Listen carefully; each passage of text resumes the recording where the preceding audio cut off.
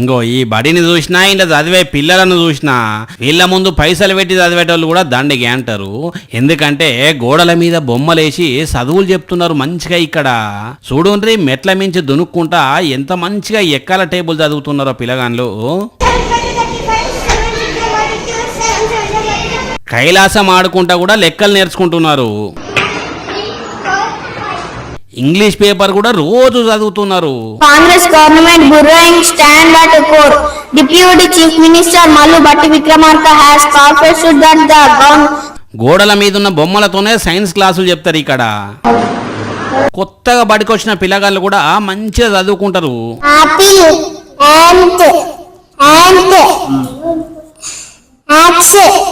ఒక్క మాటలా చెప్పాలంటే వీళ్ళ ఆటలే వీళ్ళ చదువులు. అదే కొన్ని జాగల్లా నేను బడికి పోను అని ఏడుస్తారు కదా, కానీ అదే ఇక్కడనైతే ఈ బడి అంటేనే పిల్లగాళ్ళు సంబరంతోనే వస్తారట.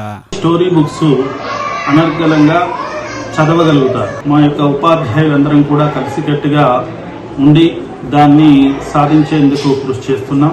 ఇది పెద్దపల్లి జిల్లా ధర్మారం మండలం రచ్చపల్లి ఊర్లో ఉన్న ప్రాథమిక పాఠశాల. ఈ సారు పేరు వంశీ మోహనచారి. 2018లో వచ్చిండట ఈ బడికి హెడ్ మాస్టర్గా. ఆయన జేబుల నుంచే పైసలు పెట్టి మరీ ఇదంతా ఏంచిండు అన్నట్టు ఈ బడికి పిల్లలందరూ వచ్చేటందుకు ఈ సారు ఓ ఛాలెంజ్ పెట్టిండట. అందుకే ఊరిలందరూ ఈ బడికే వస్తారట. ఇంతగా ఛాలెంజ్ ఏంది సారు?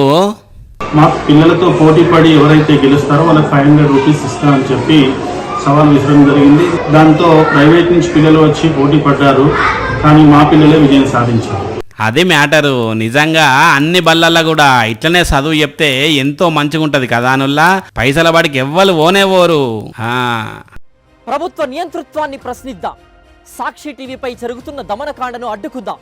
తెలుగువారి మనస్సాక్షి సాక్షి టీవీ. సాక్షి టీవీ ప్రసారాల కోసం వెంటనే మీ లోకల్ ఆపరేటర్ని సంప్రదించండి.